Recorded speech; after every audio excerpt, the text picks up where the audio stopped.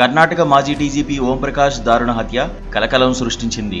ఆస్తి వివాదాలు, కుటుంబ తగాదాల కారణంగానే ఆయన భార్యే ఈ హత్య చేసినట్లు పోలీసులు ప్రాథమిక అంచనాకు వచ్చారు. ఈ ఘటనలో మరికొన్ని కీలక విషయాలు వెలుగులోకొచ్చాయి.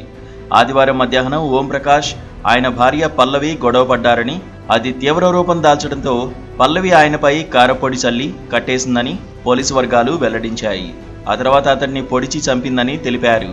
ఈ క్రమంలోనే ఆమె ఒక గ్లాస్ బాటిల్ను ఉపయోగించిందని చెప్పారు. తర్వాత నిందితురాలు మరో పోలీస్ అధికారి భార్యతో మాట్లాడారని, తన భర్తను తానే చంపినట్లు సదరు మహిళతో చెప్పారని తెలిపారు. దాంతో వెంటనే ఈ ఘటన పోలీసుల దృష్టికి చేరిందని పోలీసు వర్గాలు పేర్కొన్నాయి. అయితే ఓంప్రకాష్ తన బంధువుకు ఒక ఆస్తిని బదిలీ చేశారని, ఆ విషయంలో జరిగిన గొడవే ఈ పరిస్థితికి దారితీసిందని సంబంధిత వ్యక్తులు వెల్లడించారు.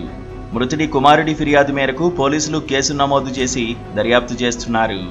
ఈ హత్యలో మృతుడి కుమార్తె పాత్రపై కూడా పోలీసులు ఆరా తీస్తున్నారు.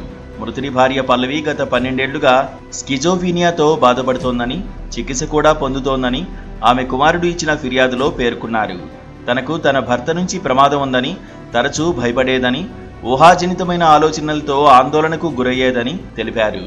మరోవైపు తన భర్త ఇంట్లో తుపాకీతో తిరుగుతున్నాడని, తనను చంపేస్తాడని భయంగా ఉందంటూ ఓంప్రకాష్ భార్య పల్లవి 3 రోజుల క్రితం ఐపీఎస్ ఫ్యామిలీ వాట్సాప్ గ్రూపులో మెసేజ్ పెట్టినట్లు సమాచారం.